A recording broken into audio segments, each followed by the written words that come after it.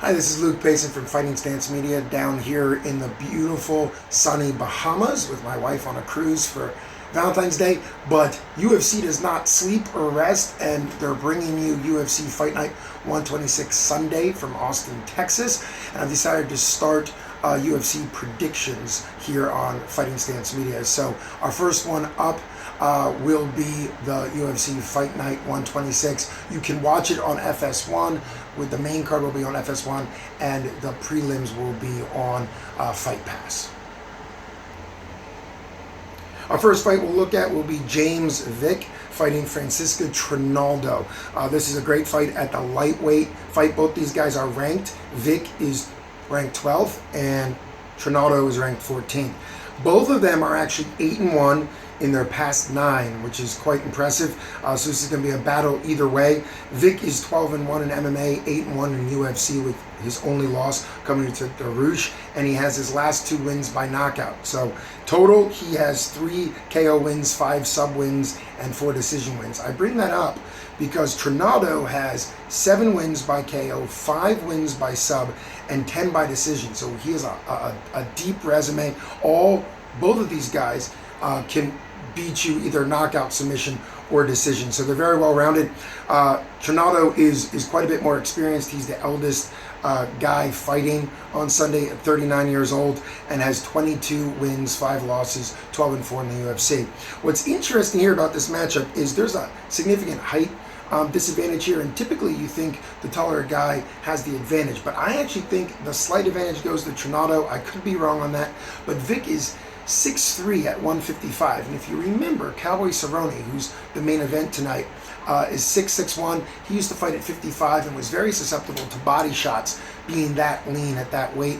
So I hope, or I would predict, that Trinaldo could work some body shots. He certainly has 7 KOs. He's certainly comfortable on his feet. It might be interesting to see if he can get inside on Vick, work some body shots, see if that body is weak due to Vick being lean down. Vick is the favorite in this. He is ranked 12th. He's the younger, probably faster guy, but it'll be interesting to see. My official prediction, I was really tempted to go Trinaldo. I still think Trinaldo has a chance, but obviously the age. But if he works the body, I think Trinaldo could get it by a KO or even by decision. But my official prediction is going to be Vick by decision, possible knockout, but I'd say Vick by decision.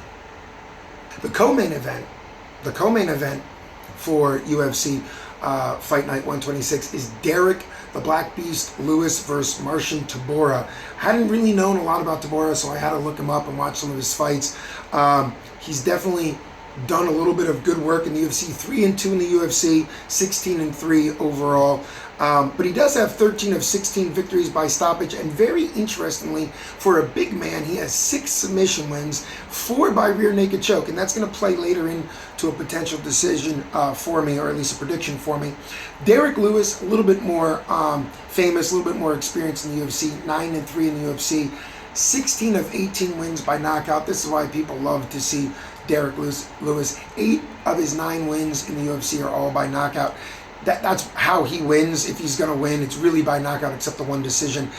He most recently got knocked out by Mark Hunt, so he is slightly susceptible to that, but at heavyweight, anybody can be knocked out. He has 5 of his 6 previous wins by KO. My prediction's pretty simple. My official prediction is Lewis by KO, round 1 or 2 is typically when he's most dangerous. However, I'm going to throw it out there that Tybura does have a chance. If he takes the fight to the ground, he might be able to work a rear naked choke. He does have 4 of those rear naked chokes, and I do think that Lewis has probably not that good of a ground game. We really haven't seen it, and I do think he's susceptible to rear naked choke, so I'll throw that out there. But the official prediction will be Black Beast by knockout in round 1 or 2. And the main event for UFC Fight Night 126 is a barn burner, probably fight of the night. Donald Cowboy Cerrone. Who doesn't love this guy? It's going to make my prediction tough because of how much I love Donald Cowboy Cerrone. He does come in here on his worst MMA loss streak at a 3-loss streak. I will say the middle loss that he had versus Robbie Lawler, I thought that if he had done a little bit more in round 4 and 5, he probably could have won the decision. He lost the decision. But the other two were by knockout, and that's tough. You're starting to see Cerrone's age and experience, not just in MMA, but also his pro kickboxing career starting to add up to him. I think some of his mileage is starting to show.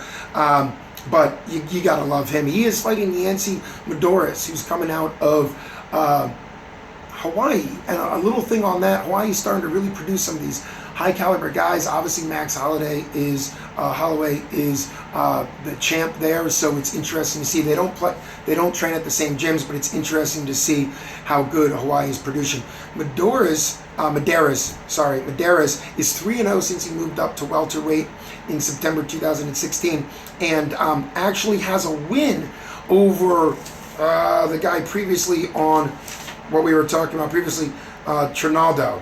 Actually, Trinaldo has a win over Medeiros, so sorry about that.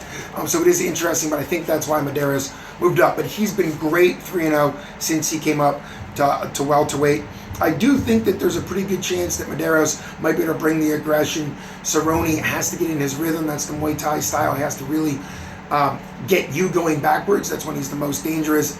Does some counter punching for sure, but not a ton. Has to be on the offensive. And I do think, unfortunately, if Medeiros really pushes, unfortunately if you're a Cowboy fan, which I am, if Medeiros pushes the pace, I do think he could potentially finish Cowboy with a knockout. But I'm not finished talking about how great Cowboy is. If you look at some of the numbers, they're insane. He has 19 victories in the UFC. He's tied for second. He's just behind Michael Bisping with 20 and the great GSP with 20. So if he does pull out a win here, he would tie for top ever, or at least tied for top with wins. He has 13 stoppage UFC wins. He's just behind Vitor Belfort and Anderson the Spider Silva, which they both have 14.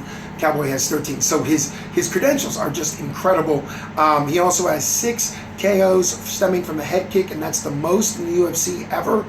The closest guys have 4. So Cerrone certainly can get this. My official prediction is going to be a Cerrone win. I can't bet against or pull against Cerrone, and I do think he's had a nice break. He's had 6 months off. He's known to kind of string fights together. So I will say that Cerrone will get it by decision. I think 5 rounds favors Cerrone. He's got a great gas tank, and I do think he can kind of outlast, if there is any Medeiros push right in the beginning, I do think Cerrone can outlast it and maybe pick up round 3, 4, 5 if he does lose the first couple rounds. But he tends to be susceptible to a lot of pressure and getting knocked out early in the first round or 2 of recent fights. So potential Medeiros knockout. He likes to go for the knockout, but I'm officially going to say Cerrone by late knockout, maybe round 4 or 5, or decision. Thanks so much for listening to Fighting Stance Media. Continue to check out. We're going to bring you more of these predictions for the UFC. So continue to check us out on Facebook or any of the social medias. Thanks so much. And from sunny Bahamas, see you later.